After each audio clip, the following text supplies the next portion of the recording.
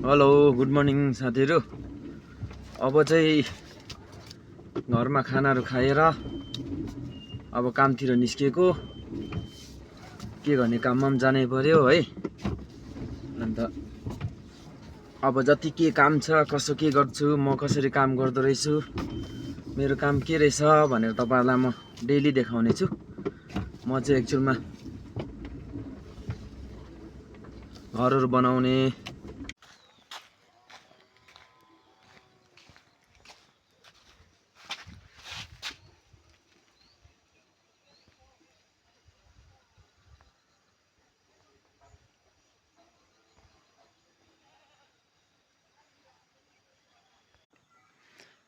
यो चाहिँ दरवाजा अथवा दैलो बनिँदैछ।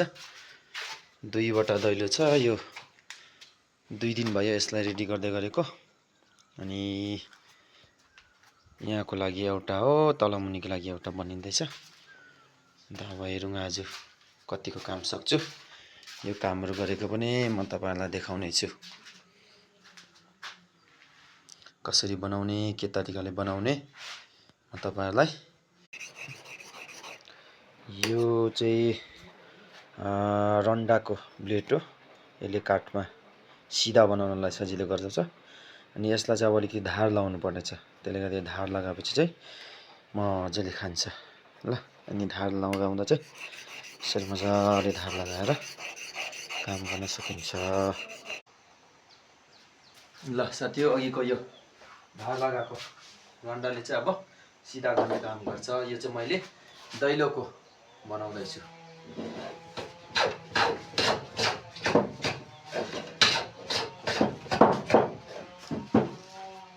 यसलाई सिधा गरेर जोड्नुपर्छ। तब म तपाईहरुलाई देखाउँछु स्टेप बाइ स्टेप कसरी गर्छ। अब चियाको टाइम भयो, चियाले डिस्टर्ब है।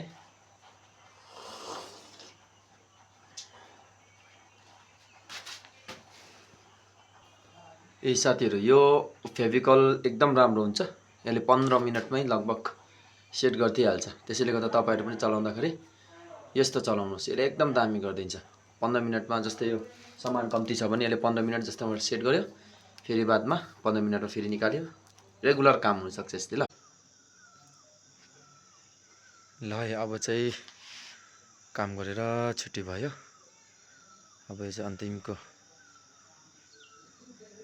भिडियो तपाईहरुको लागि। अब भोलि भेट्नेछौँ।